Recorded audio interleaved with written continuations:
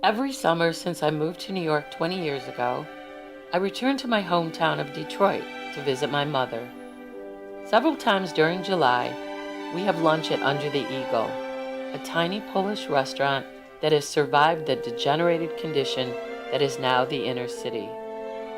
On the way, I look forward to driving past the home where I lived for my first few years before we moved to the suburbs.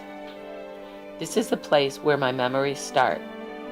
Flashbacks to black and white movies of me scuttling across the carpet, riding my tricycle down the drive, giggling with my older sister Suzanne, or snuggling in Grandma Annie's arms.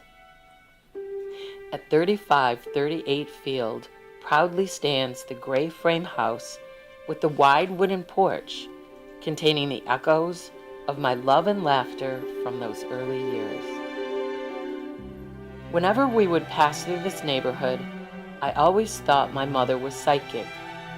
She could pinpoint the exact spot where one of her childhood houses stood, long after it had collapsed and been reclaimed by the earth, leaving toothless gaps on what were once smiling, happy streets. As she assuredly described events from her childhood, her bittersweet response reflected memories much like mine. This past summer, I came a bit closer to understanding how she felt.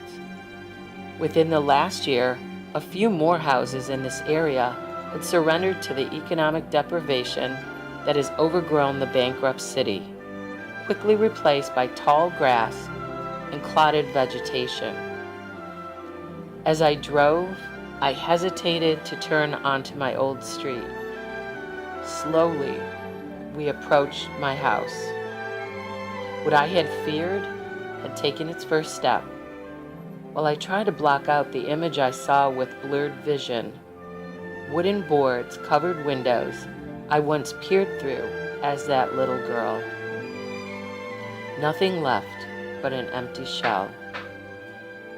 When I visit again next summer, I'm not sure I'll be brave enough to be the one facing an empty space.